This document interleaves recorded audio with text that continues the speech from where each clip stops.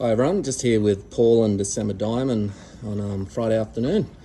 Paul just thought we'd give the owners a bit of an update on how she's going and what she's up to. Yeah, guys, she's well enough and been working well enough. In saying that though, I've not been 100% happy with her, and that I just think there's something bothering her. She's when we had all those storms, she would come in here one morning and she had a bit of a hematoma under her stomach, and I had the vet look at it, and he wasn't too concerned about it, so it was a bit of mild trauma. But I gave her a little bit of fast work on Tuesday morning, and the next morning a regular work rider said to me that she just didn't feel 100%. Like she did a bit of flat work basically, where they've got to use themselves properly and use everything that they've got. And she said she just felt a little off somewhere.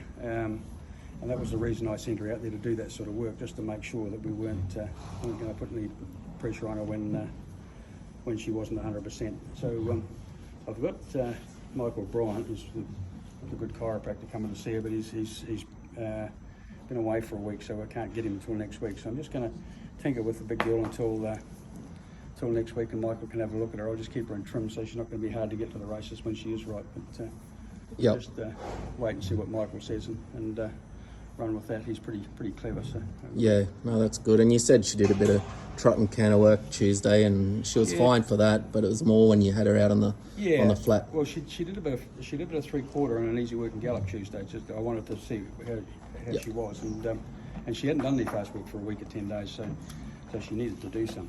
But she didn't run through the line like she can. But as I say, she hadn't done any for a week or 10 days, so I didn't expect her to. So it was just all in all, I'm probably just being careful with those guys. No, that's good. And Mike Bryan, I think, a bit of a tidbit, but I think he's quite famous for being Black Caviar's chiro, wasn't he? He was. Yeah. Michael was pretty much responsible for keeping her sound for most of her career. Actually, she was pretty hard to manage.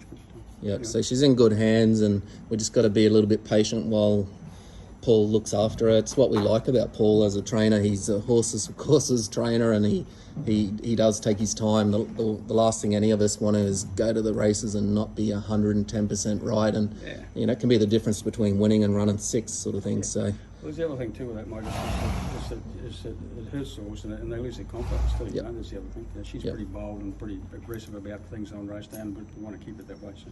Yeah, no, that's important, and you got to keep the owner's confidence up too, which is a bit of a light-hearted comment, but it is also important. The last thing any of us want is to have a sore or running poorly. So we'll just bear with us for another few days, or hopefully by the middle of next week or something like that, and we'll hopefully get her looked at, and we'll be in touch with you. Yeah, Michael was going to be in as soon as he could. So. Yep.